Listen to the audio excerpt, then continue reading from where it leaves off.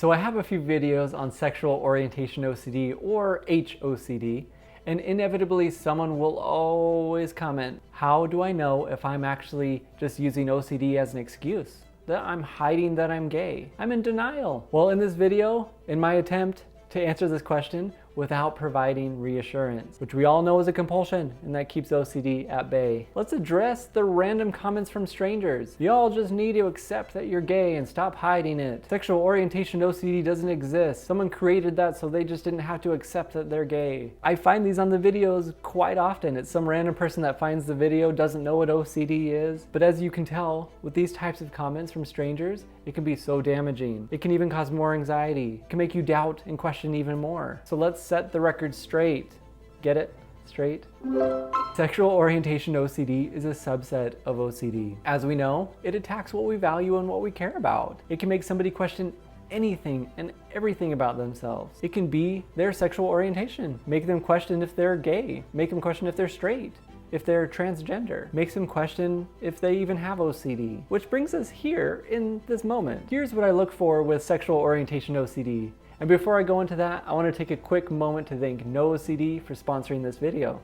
No OCD offers affordable, effective, and convenient therapy. To find out more about No OCD and their therapy plans, and if they currently take your insurance, head over to www.treatmyocd.com. So the things I look for: am I already diagnosed with OCD? Have I had other OCD themes in the past? It's a good chance it's moved to this new theme. Do I feel anxiety and a strong urge to know right now in this moment? I have to know, it's so important. And I mean like right now. I won't be satisfied until I know the answer right now. My anxiety is not going to go away until I know right now. If that's the case, it's likely to be OCD related. Someone who is figuring out their orientation thinks about it in an inquisitive way. They think about it.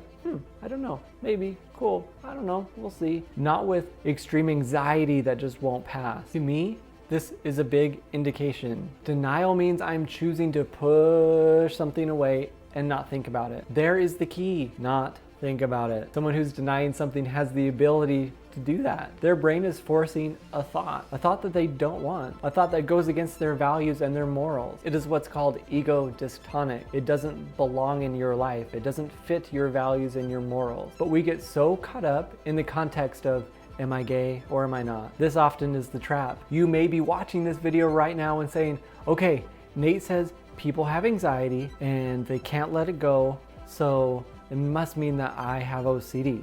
Does that sound like me? I'm trying to still figure it out. I'm not sure if that sounds like me.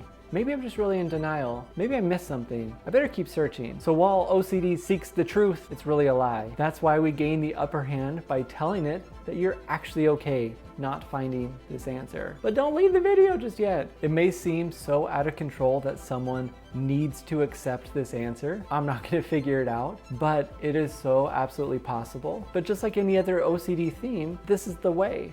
This is the treatment. Using phrases like maybe, maybe not gives our brain the answer. Like, I'm accepting that I don't know. I'm learning to be okay with this. As long as I continue just living life, doing the things I want to do, that is what I'm going to do. And ultimately, you may be thinking, Nate, you still haven't answered my question. I still want to know if I'm gay or not, or if I'm straight, or if I'm transgender. And I can sit here and say, this is OCD for you.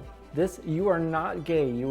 That doesn't fit your values, doesn't fit your morals, your religion, who you are as a person. Trust me, I know. Things like that make somebody feel comfort for like a microsecond, a few seconds, maybe a few minutes. But it's just waiting for that next thing for the brain to say, wait a second, but I don't know. I'm not sure. And that's why we don't ever say, you have OCD, you are gay or not gay. We don't come up with these certainties because the brain's just gonna doubt it. But here is an answer for you. The way to know or not know, and it sounds nutso, is to commit to not figuring this out. To live your life the way you want to live your life. To not stop yourself from moving forward. To not engage with the thought of, I am gay or I am not gay. We're not engaging, we're not figuring it out. Your brain's probably gonna ruminate about it, it's gonna think about it, but you're not engaging with those thoughts. You're saying, hey thought, cool.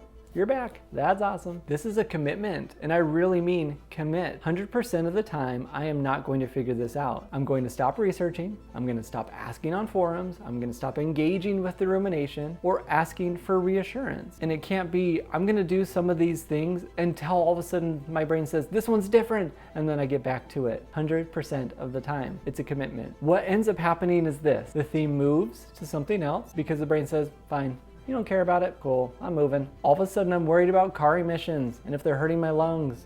Who knows? Your brain simply doesn't care to find this answer and stops bothering you about it. The only reason words have meaning is because we put meaning to it. When you've stripped it all away, it's got nothing left. Your job is to live your life. Move forward. Gain a better understanding of treatment. Make sure you watch the video where I go through the treatment for sexual orientation OCD, because that can be super important on your journey. And if you struggled with sexual orientation OCD, let me know in the comments. I know how vulnerable that is, but that would be amazing. And if you found this video helpful, make sure you give it a thumbs up so it can reach a greater audience. Thank you so much for watching, and I will see you next time.